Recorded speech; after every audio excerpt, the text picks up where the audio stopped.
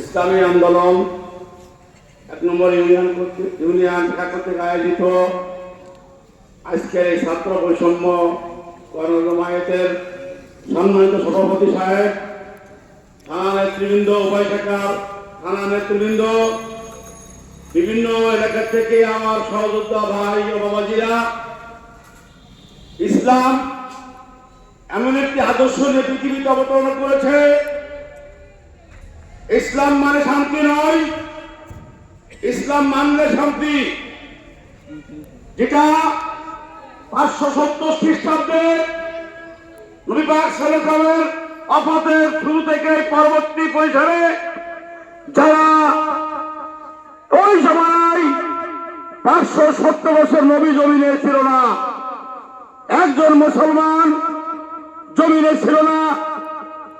এরপরে সামনে গুনাহ, পিছনে গুনাহ, ডাইনে হত্যা, বামে জিনা, আপন মেয়েকে জীবিত দাফন করা হতো। সেই জাহিলিয়াতের যুগকে আপনার আমার প্রিয় মুহাম্মদ রাসূলুল্লাহ সাল্লাল্লাহু আলাইহি ওয়াসাল্লামের নেতৃত্বে সারা বিশ্বে এই রাজনীতিতে তারা সড়কে শুনে রাখেন।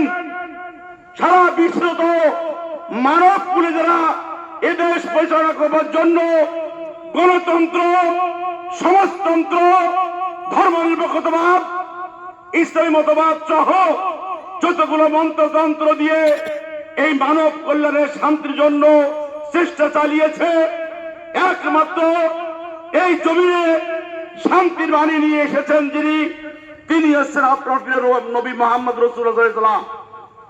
এই জন্য আজকে এই বাংলাদেশে বিরানব্বই মুসলমান, শতকরা 100 জন মানুষের ভিতরে 92% মুসলমানের দেশে কোরআনের কথা বললে জেল খেলে যেতে হয়, নবীর আদর্শের কথা বলে কাজ হলে ওঠে।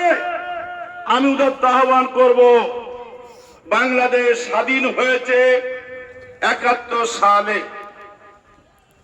স্বাধীনতা এমনি এমনি আসে নাই, অনেক রক্ত, জীবনের ইজ্জতের বিনিময় স্বাধীনতা পেয়েছিলাম। তৎকালীন স্বাধীনতার সিপাহসালার শেখ মুজিবুর রহমান সাহেব বলেছিল, পাকিস্তান পেয়েছে সোনার খনি, আমি পেয়েছি চোরার খনি। সেই চোরারা আজকে বাংলাদেশের স্বাধীনতার পরবর্তী পরিসরে একাধিকবার শাসন করেছে। সেই শাসনের ভিতর আমরা কি পেয়েছি? দুর্নীতি, দুঃশাসন, জুলুম, নির্যাতন, জিনা, ব্যভিচারী, খুন খারাপি পেয়েছি। যেমন বললে না বললে নয়, স্বাধীনতার পরে রাষ্ট্র ক্ষমতায় যারা শাসন করেছে, 3টি দল শাসন করেছে। আওয়ামী লীগ করেছে, বিএনপি করেছে, জাতীয় পার্টি করেছে। কেউ আদর্শ দেখাতে পারে নাই। আবার কি হয়েছে? ছাত্র গণজামায়াত, ছাত্র গণ আন্দোলনের মাধ্যমে একটি অধিকার চেয়েছিল, অধিকারের আন্দোলন করতে যেয়ে হয়ে গেল রাজাকার।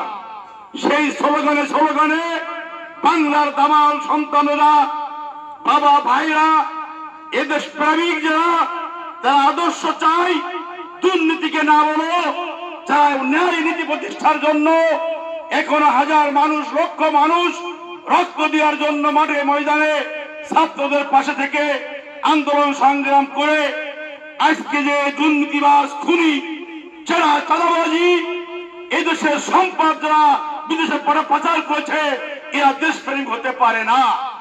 বিবেকবান ব্যক্তির কাছে আমি আলোচনা রেখে যাব।